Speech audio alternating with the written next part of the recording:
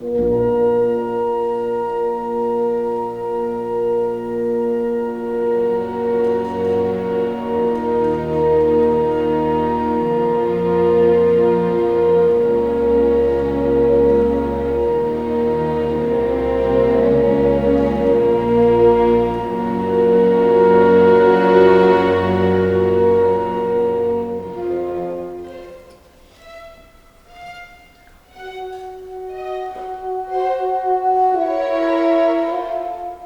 beginning of the Fourth Symphony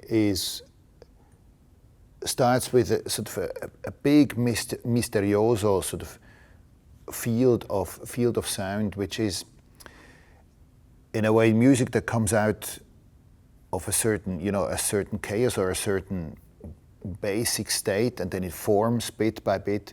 And this is partly because through the Third Symphony, and then even more in the Fifth Symphony, he already had that concept of going through darkness and finding to light.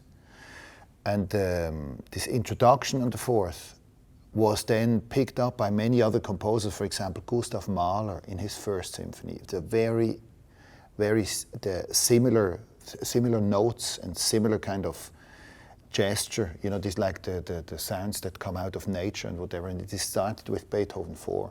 So it's a very extraordinary beginning.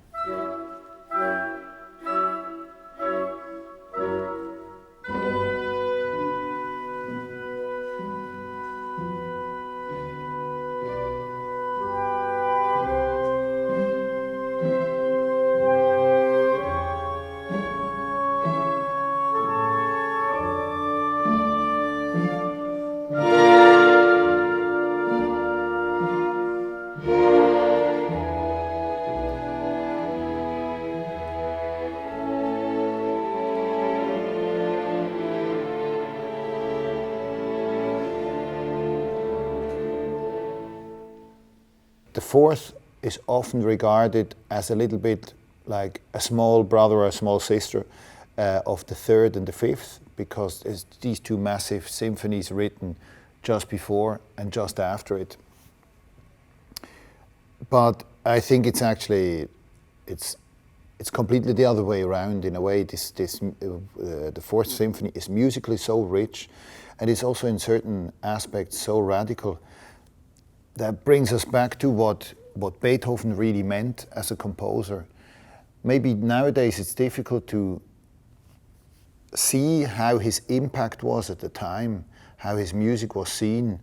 There were people who said, like, this is just a mass of unconnected ideas, of things hanging together, of effects, of making music without modulations, with just radical shifts. So people thought it's a little bit formless music.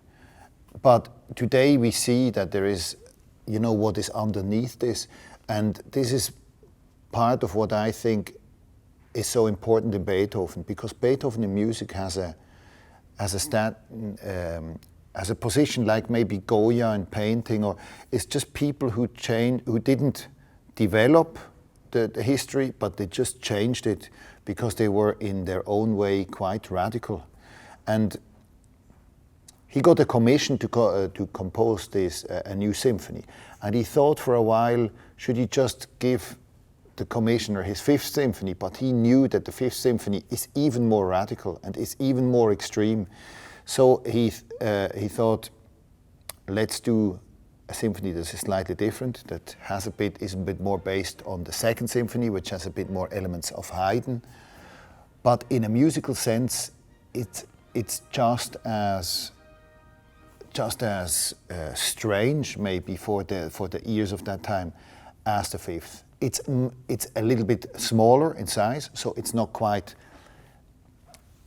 It doesn't have the same sort of monumental impact, but in a pure musical sense, it is very special and also very radical music. And for me, this is the one thing that strikes me still most as an interpreter of Beethoven is, the radicality and the way he found his way of music, moving music forward in his completely own terms. And I think this is also a thing that many composers after came back to.